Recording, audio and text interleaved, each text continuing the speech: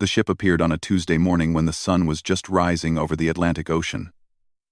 It was so large that people in Europe and Africa and South America could all see it at the same time. The shadow it cast made the day feel like night, and for 3 hours, nobody on Earth said a word. They just stood in the streets and looked up at the thing that blocked out the sky. Ambassador Jack Morrison was eating breakfast with his daughter Katie when his phone rang. The caller told him to come to the United Nations building immediately. He kissed his wife Margaret on the forehead and told her he would be home for dinner. He did not know then that dinner would have to wait for a very long time. The United Nations chamber was full of people when Jack arrived. Presidents and prime ministers and generals from every country sat together in a way they never had before. On the giant screen at the front of the room, a message was playing on repeat. The message came from the ship above, and it changed everything humanity thought they knew about the universe. The being on the screen was tall and covered in black scales that shone like polished stone. It had 6 red eyes arranged in a circle around its face, and when it spoke, the voice seemed to come from everywhere at once. It called itself High Chancellor Vrexthal, and it represented something called the Galactic Hegemony Council. The Council, the creature explained, was a governing body made up of 47 elder species. These species had ruled the galaxy for longer than humans had existed. They had discovered thousands of worlds and brought them all under their control. Now they had found Earth, and Earth would join the others. Jack listened as the Chancellor explained what joining meant. Every new species was required to pay tribute to the Council. 30% of all resources from the planet would be sent to the Council each year. 20% of the population would be taken for labor, which Jack understood to mean slavery. And all humans would follow hegemony law from that moment forward. The Chancellor gave humanity 30 standard cycles to comply. Jack did not know how long a standard cycle was, but Dr. Ben Howard, the man who studied alien languages, figured out it was about 40 Earth days. That meant humanity had less than 4 months to decide whether to give up their freedom or face the consequences. Admiral Lisa Carter stood at the back of the room with her arms crossed. She was the commander of the United Earth Defense Force, a military organization that had been created to protect Earth from threats that might come from space. Until today, most people thought her job was a waste of money. Now everyone was looking at her and hoping she had answers. Lisa did not have answers yet, but she had questions. She asked Dr. Ben Howard to analyze every piece of the transmission they could. She wanted to know about the Council's ships, their weapons, their weaknesses. Ben told her he would need time, and she told him he had very little of it. President Mary Sullivan of the United States was the first world leader to speak. She was a woman in her 60s with gray hair and eyes that had seen many hard things. She asked the room a simple question. She asked what options they truly had against a force that commanded thousands of worlds and had never been defeated. Some people argued for compliance. A delegate from a small European nation said that survival was more important than pride. He said that paying tribute was better than dying, and that perhaps in time they could negotiate better terms. Several others nodded their heads in agreement, but others refused to accept this. General Kevin Price, a man who had fought in 3 wars on Earth, stood up and spoke with fire in his voice. He said that sending 20% of humanity into slavery was not survival.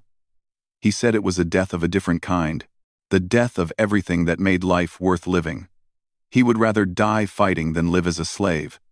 And he believed most humans would agree. The debate continued for 7 days. During those 7 days, the ship above Earth did nothing. It simply hung there in the sky, blocking the sun, reminding everyone that time was running out. People stopped going to work. Churches and temples and mosques were full of people praying for guidance.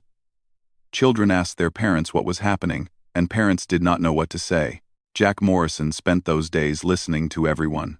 He talked to scientists who explained what they had learned about the ship. He talked to military leaders who described what weapons they had and what weapons they lacked. He talked to ordinary people who told him their fears and their hopes, and slowly, he began to understand what humanity needed to do. Dr. Ben Howard came to Jack with a discovery that changed everything. He had studied the Council's records, which they had included in their transmission as proof of their power. These records showed 112 civilizations that had been discovered by the Council. Every single one of them had complied with the tribute order. Not one had ever refused. This meant two things. First, it meant the Council was used to getting what they wanted without a fight. Second, it meant they had never actually tested their military against a species that was willing to resist.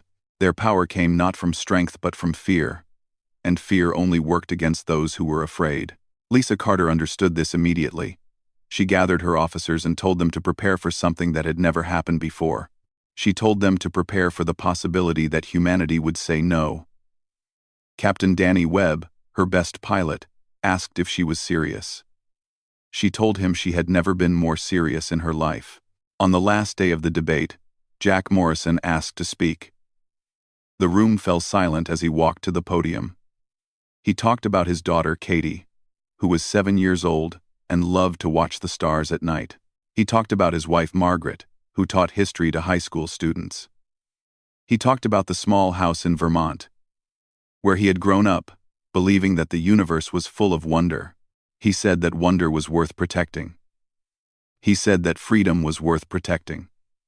He said that the Council had made a mistake by thinking humanity was like every other species they had conquered. Humans had spent their entire history fighting for the right to make their own choices. They had fought kings and emperors and tyrants of every kind. They were not going to stop now.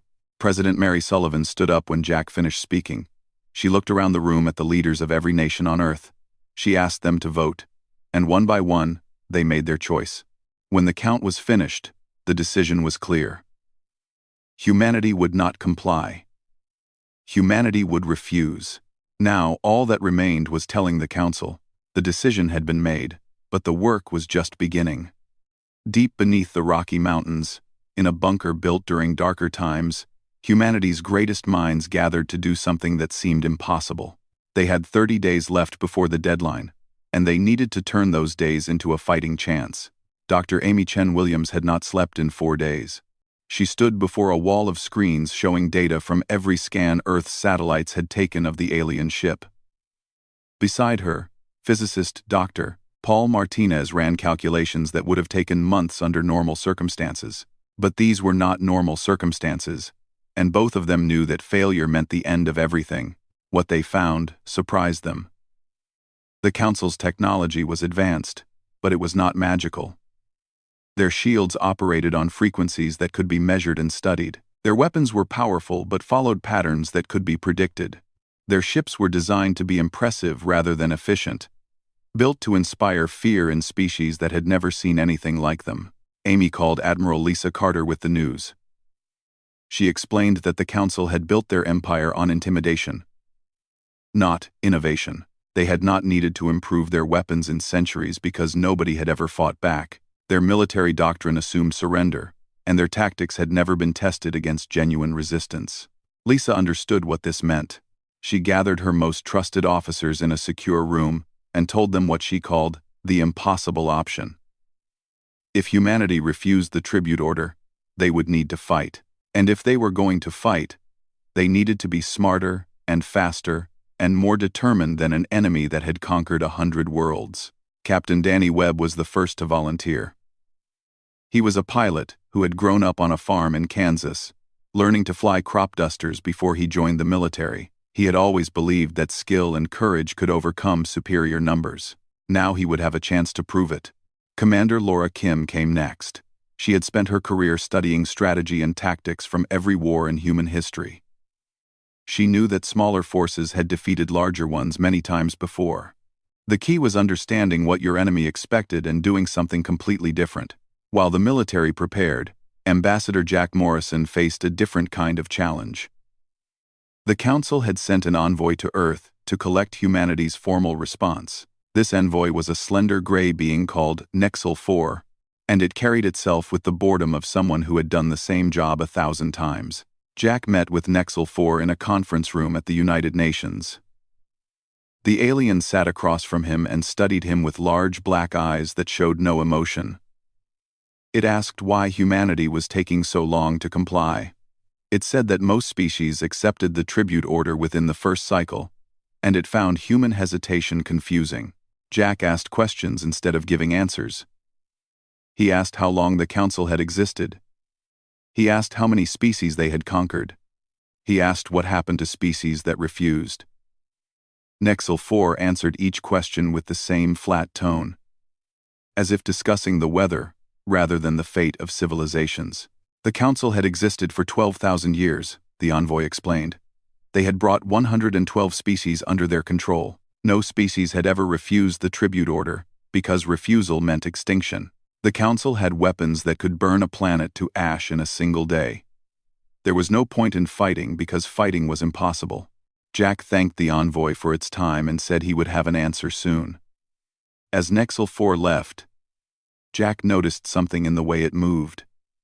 The alien was not afraid of him. It was not even curious about him. It saw humanity as a minor task to be completed, nothing more. That attitude, Jack realized, might be the council's greatest weakness. In Geneva, cultural historian Dr. Susan Palmer addressed the World Assembly. She had spent her life studying how civilizations rose and fell, how empires grew and crumbled, how ordinary people found the courage to do extraordinary things. Now she shared what history had taught her. She talked about small nations that had stood against great powers. She talked about revolutions that had begun with single acts of defiance. She talked about moments when people were told they had no choice and chose to disagree anyway. Humanity, she said, had never been defined by its willingness to kneel. It had been defined by its refusal to accept that kneeling was the only option. The speech spread across the planet within hours. People watched it on their phones and their computers and their television screens. They shared it with their friends and their families and their neighbors. Something changed in the way people talked about the alien ship above them. Fear was still there. But now it had company. Now there was also anger. President Mary Sullivan made her final decision in a quiet room with only her closest advisors present. She had read every report, heard every argument, considered every possibility. She knew that refusing the tribute order might mean the end of human civilization. She also knew that accepting it would mean the end of everything civilization was supposed to protect. She contacted every world leader with a simple message. She told them she believed humanity should refuse. She asked them if they agreed. The responses came back within hours, and they were nearly unanimous. From the largest nations to the smallest, the answer was the same. Humanity would not bow. The next 20 days were spent in preparation. Dr. Ben Howard worked to decode the Council's communication systems so that humanity could intercept their messages. Dr. Amy Chen Williams pushed her team to finish analyzing the alien ship's weaknesses. General Kevin Price organized ground defenses on every continent, turning cities into fortresses and farmland into battlegrounds. Admiral Lisa Carter launched ships into orbit for the first time in decades. These ships were old and small compared to the alien vessel above them, but they were crewed by men and women who had chosen to fight. Captain Danny Webb led the first squadron, and as he looked down at Earth from space, he made a promise to himself. He would protect his home or die trying. The deadline approached like a storm on the horizon. People around the world held their breath and waited. They did not know what would happen when humanity gave its answer, but they knew that nothing would ever be the same. Some prayed for survival, others prayed for courage. All of them watched the sky and wondered what the future would bring. Ambassador Jack Morrison prepared for the most important moment of his life. He would travel to the council chamber aboard the alien vessel and deliver humanity's response in person. He would stand alone before the rulers of 1,000 worlds and tell them something they had never heard before. His wife Margaret held him close the night before he left. She did not ask him to change his mind because she knew he would not. She simply told him that she loved him and that she was proud of him. Their daughter Katie gave him a drawing she had made of their family standing beneath the stars. He folded it carefully and put it in his pocket. The next morning, Jack boarded a shuttle that would take him to the alien ship. As Earth grew smaller behind him, he thought about all the humans who were counting on him. He thought about the future they deserved. And he thought about the one word he was going to say that would change the history of the galaxy forever. The shuttle passed through a wall of blue light and entered the alien vessel. Jack Morrison had seen pictures of the ship from the outside, but nothing had prepared him for what lay within. The interior was a cathedral of metal and glass, stretching upward so far that the ceiling disappeared into darkness. He felt like an ant walking into a palace built for giants. An escort of soldiers met him at the landing platform. They were tall creatures covered in armor that looked like it was grown rather than made. Their faces were hidden behind helmets, and they carried weapons that hummed with energy. None of them spoke to Jack. They simply pointed toward a corridor and expected him to follow. The walk to the council chamber took nearly an hour. Jack passed through halls, filled with beings from species he had never imagined. Some walked on two legs like humans, while others floated through the air or crawled along the walls. Many of them stopped to look at him with expressions he could not read. He was a curiosity, a new addition to the collection they all belonged to. The chamber itself was a sphere of polished black stone, larger than any stadium on Earth. 47 platforms rose from the walls like balconies in a theater, each one holding delegates from an elder species. At the center of the sphere was a small platform where Jack was expected to stand. Everything about the design was meant to make him feel small and powerless. High Chancellor Vrexthal sat on the highest platform, looking down at Jack with his 6 red eyes. The Chancellor did not stand or offer any greeting. He simply waited, as if Jack were a servant come to deliver a package. Beside the Chancellor sat Nexel IV, the gray envoy who had visited Earth. Other council members watched with varying degrees of interest and boredom. Jack walked to the central platform and stood there alone. He wore a simple dark suit with no medals or decorations. He carried no weapons and had no guards. Behind him, a holographic display showed a live feed that was being broadcast to every screen on Earth. 8 billion people watched in silence, waiting to see what would happen next. On Earth, Admiral Lisa Carter stood in her command center, with her hand resting on a console. The console controlled the activation codes for the entire defense fleet. If things went wrong in the council chamber, she was prepared to launch immediately. Captain Danny Webb waited in his cockpit, engines warm and weapons ready. Commander Laura Kim monitored communications for any sign of hostile movement. Dr. Ben Howard watched the broadcast from his laboratory. Dr. Amy Chen Williams stood beside him, her calculations complete, and her role in the preparation finished. Dr. Susan Palmer sat in her office at the university, surrounded by books about history and revolution. They all watched Jack Morrison standing alone at the center of an alien empire, and they all held their breath. President Mary Sullivan watched from the White House Situation Room. General Kevin Price was with her, along with military and civilian leaders from around the world connected by video link. Nobody spoke, nobody moved. The whole planet had become still, waiting for one man to say one word that would decide their fate. High Chancellor Vrexthal finally broke the silence. His voice echoed through the chamber like thunder rolling across mountains. He announced that the human delegation had been summoned to deliver their response to the tribute order. He reminded Jack of the consequences of refusal. He listed them slowly and clearly, as if explaining something to a child. Orbital bombardment would come first, the Chancellor said. The Council's fleet would reduce human cities to rubble from space. Then would come surface sterilization, burning away every trace of life on every continent. Finally, the Council would erase humanity from the galactic record, as if they had never existed. He asked if the human understood these terms. Jack said that he understood.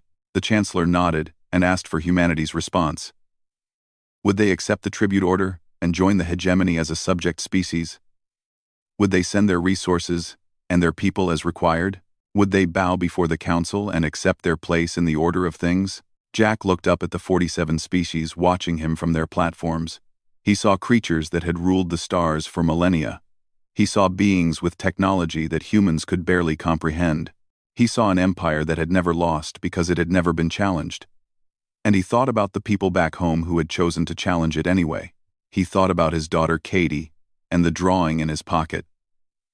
He thought about Margaret and the students she taught about history. He thought about the small house in Vermont where he had grown up looking at the stars and dreaming of what might be out there. He had found what was out there, and now he had to tell it the truth about humanity.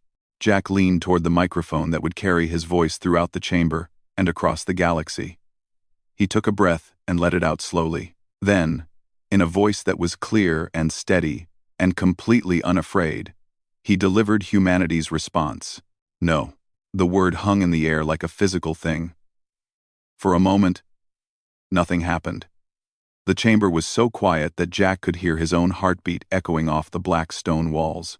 Then, slowly, the reactions began. Vrexthal's 6 eyes blinked one after another, as if his brain could not process what it had heard. Nexil 4's gray skin turned a darker shade, and its mouth opened and closed without making a sound. Delegates on the platforms turned to each other with expressions of shock and confusion. Whispers spread through the chamber like ripples spreading across water. No one had ever said no before. In 12,000 years of conquest, in 112 subjugated civilizations, not a single species had refused the tribute order. The council had threatened and demanded and received compliance every single time. They had never needed a plan for what to do if someone actually resisted. Jack stood perfectly still on the central platform. He did not explain or apologize or try to negotiate. He simply let the word do its work. No meant no, and there was nothing more to say. On Earth, people watching the broadcast erupted. Some cheered and some cried and some simply stared at their screens in disbelief. Admiral Lisa Carter smiled for the first time in months and gave the order to bring the fleet to full readiness. General Kevin Price nodded slowly and told his officers to prepare for war. Dr. Susan Palmer closed her eyes and whispered that history was watching. High Chancellor Vrexthal finally recovered enough to speak. He asked Jack if he understood what he had just done. He asked if humanity truly intended to defy the Galactic Hegemony Council. He asked if they were prepared to face the consequences of their foolishness. Jack looked the Chancellor directly in his 6 red eyes. He said that humanity understood perfectly. They were prepared for whatever came next, and if the Council wanted to make them regret their choice, they were welcome to try. The chamber exploded into chaos as Jack turned and walked away. Behind him, the galaxy began to change forever. High Chancellor Vrexthal stood before the Council 3 hours after Jack Morrison left the chamber. His scales had turned a shade darker, and his 6 eyes burned with something the other delegates had never seen before. He was angry, truly angry, for the first time in centuries. A primitive species from a small blue world had humiliated him in front of the entire hegemony. The Chancellor declared humanity a rogue species, enemies of the Galactic Order. He authorized immediate punitive action and ordered the nearest military fleet to proceed to Earth at maximum speed. 300 warships would teach these humans what happened to those who defied the Council. Within 60 cycles, Earth would be nothing but ash and memory. The order went out across the galaxy through channels that Dr. Ben Howard had learned to intercept. Within minutes of the declaration, Admiral Lisa Carter knew exactly what was coming and how long she had to prepare. 60 cycles meant about 80 Earth days. It was not much time, but it was more than she expected. Lisa called her commanders together and gave them their assignments. Captain Danny Webb would lead the 1st Defense Squadron, positioned near the asteroid belt, where the enemy fleet would exit their faster-than-light travel. Commander Laura Kim would coordinate intelligence and communications, making sure every human ship knew what the others were doing. General Kevin Price would handle ground operations if the enemy got past the space defenses. Dr. Amy Chen Williams had one more gift for the fleet. She and her team had spent the last weeks building weapons designed specifically to exploit the weaknesses they had found in hegemony technology. Their shields operated on predictable frequencies that could be disrupted with the right kind of energy pulse. Their ships had blind spots in their sensor coverage that human fighters could use to get close without being detected. The scientists worked day and night to install these new systems on every ship they could reach. Engineers and technicians pushed themselves to exhaustion and then pushed further. Everyone understood that this was not just a war for territory or resources. This was a war for the right to exist as a free species. Failure was not something they could afford to consider. Meanwhile, President Mary Sullivan spoke to the people of Earth. She did not hide the danger they faced, or pretend that victory was certain. She told them the truth about the fleet that was coming and the odds they were up against. Then she told them something else. She told them that humanity had faced impossible odds before and survived. She told them that courage and determination could overcome any enemy. She told them that she believed in them. The message spread around the world, translated into every language on Earth. People who had been afraid found something to hold on to. Parents told their children that everything would be all right. Workers went back to their jobs with new purpose. Soldiers reported for duty in record numbers, ready to defend their home against an enemy from the stars. 70 days passed like water through fingers. On the 71st day, Dr. Ben Howard detected the hegemony fleet emerging from faster-than-light travel near the orbit of Jupiter. 300 warships, each one larger than anything humanity had ever built, arranged themselves in a formation that had not changed in thousands of years. They expected no resistance and prepared for none. Captain Danny Webb led 53 fighters toward the asteroid belt. His pilots were the best humanity had. Trained for months in tactics designed by Commander Laura Kim, they hid among the rocks and waited, their engines cold and their weapons hot. Danny looked at the approaching fleet through his cockpit window and remembered the Kansas sky where he had first learned to fly. The hegemony admiral in command of the fleet was called Vrex Nor, a relative of the High Chancellor himself. He had destroyed 11 civilizations in his career and expected the 12th to be just as easy. He ordered his ships to proceed toward Earth in standard conquest formation, shields at normal power, weapons on standby. There was no need to rush. The humans would die soon enough. The first shots came from nowhere. Danny Webb's squadron emerged from the asteroids like ghosts, their weapons already firing. The energy pulses hit hegemony shields at exactly the right frequency, and those shields flickered and failed. Before the enemy could respond, the first cruiser exploded in a ball of white fire. Confusion swept through the hegemony fleet. Their sensors could not track the human fighters, which moved faster than anything they had expected. Their commanders shouted orders that contradicted each other. Their weapons fired at targets that were no longer there. Another cruiser fell, then another. Within the first hour, 12 enemy ships had been destroyed. Admiral Vrex Nor could not believe what he was seeing. His fleet outnumbered the human forces by more than 5 to 1. His ships were bigger and more powerful. His warriors had conquered worlds without counting, yet somehow these primitives were hurting him in ways no enemy had ever managed before. He ordered a retreat to regroup, something hegemony fleets had not done in living memory. The human fighters did not let them go easily. Danny Webb led his squadron in pursuit, picking off damaged ships and destroying supply vessels. By the time the enemy reached a safe distance, they had lost 43 ships and gained nothing. Back on Earth, the news arrived through broadcasts that showed the battle in real time. People watched human pilots outmaneuvering alien warships. They saw explosions light up the darkness of space.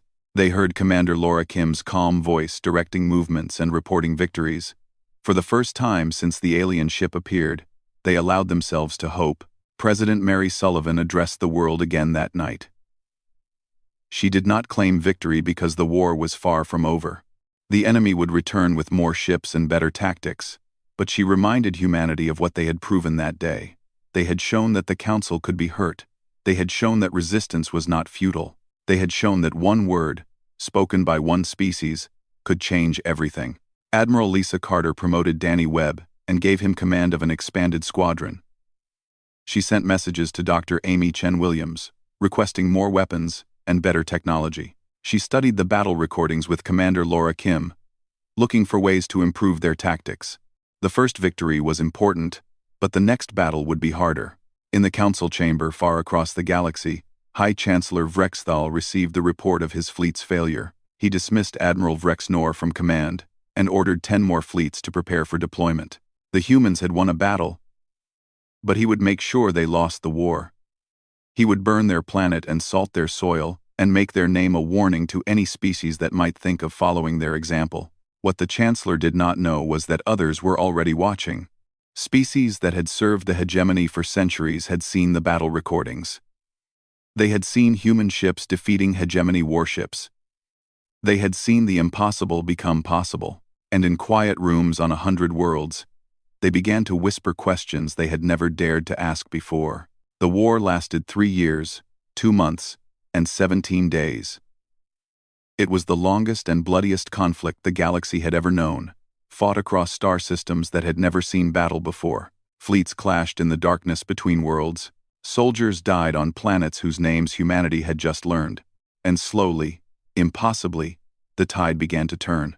Admiral Lisa Carter, now Supreme Commander of Earth's forces, watched from her flagship as another hegemony attack was repelled. The enemy had sent everything they had against humanity, and humanity had refused to break. Captain Danny Webb flew missions that would become legend, leading pilots who had grown up hearing stories of his first victory. Commander Laura Kim coordinated operations across distances that would have been unthinkable just years before.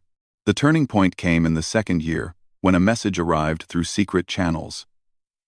It was written in a language Dr. Ben Howard had never seen before, but its meaning was clear. The Velnari, an amphibious species conquered by the Council 8 centuries ago, wanted to talk. Their representative was a being named Selax who had spent his entire life under hegemony rule. He had been taught that resistance was impossible, and that obedience was the only path to survival. Then he had watched the battle recordings from humanity's first victory, and something inside him had changed. For the first time in 800 years, a Velnari had allowed himself to hope. Selax offered everything his people knew about the hegemony. Star charts showing the locations of military bases, communication codes that could reveal enemy movements, weaknesses in supply lines that stretched across the galaxy. In exchange, he asked for only one thing. He asked humanity to keep fighting until his people and all the others could be free. Ambassador Jack Morrison met with Selax in a secure location and accepted the offer. He understood that humanity's war had become something larger than their own survival. It had become a symbol for every species that had ever been conquered and told they had no choice. The word he had spoken in the council chamber had echoed further than he ever imagined. The alliance grew faster than anyone expected. After the Velnari came the Thrix, an insectoid species that had lost half their population to hegemony labor camps. Then came the Aurelian, the Vastok, the Nemeth, and dozens of others. Each one brought resources and knowledge, and warriors ready to fight for a future they had stopped believing in. High Chancellor Vrexthal watched his empire crumble from his throne in the council chamber.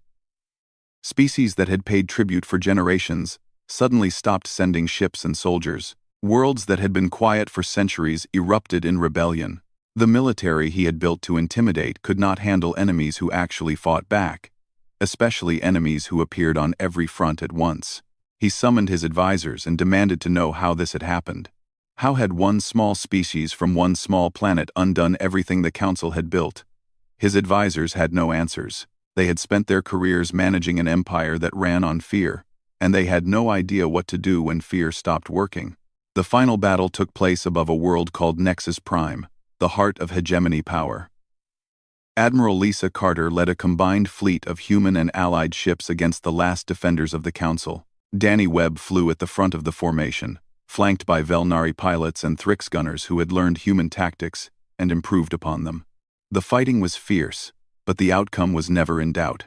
The hegemony fleet was outnumbered for the first time in history, facing enemies who had been preparing for this moment for 3 long years.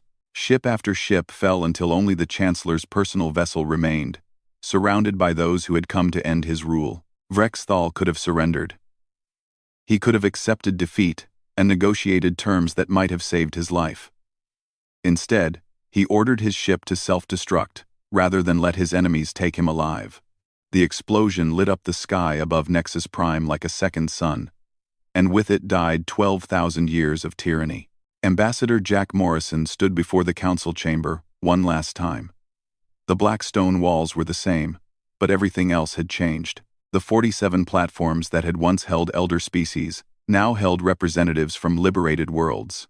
The central platform where he had stood alone now held him surrounded by allies who had earned their place beside him. He spoke to the assembly about what humanity had learned. They had learned that power built on fear was fragile. They had learned that one act of defiance could inspire millions. They had learned that the galaxy was not a place of masters and servants, but of equals, who deserved the chance to choose their own destiny. Dr. Susan Palmer was elected the first Secretary General of the Free Worlds Assembly. the organization that would replace the Hegemony Council. She brought her knowledge of history to the task, determined to build something that would not repeat the mistakes of the past. The new assembly would be based on cooperation rather than conquest, on shared benefit rather than tribute. President Mary Sullivan lived to see the peace she had fought for. She retired to a quiet life but never stopped receiving visitors from across the galaxy who wanted to thank the woman who had refused to surrender. General Kevin Price wrote a book about the war that became required reading on 100 worlds. Dr. Amy Chen Williams continued her research, sharing human science with species eager to learn. Captain Danny Webb became Admiral Danny Webb and spent the rest of his career teaching new pilots from every allied species.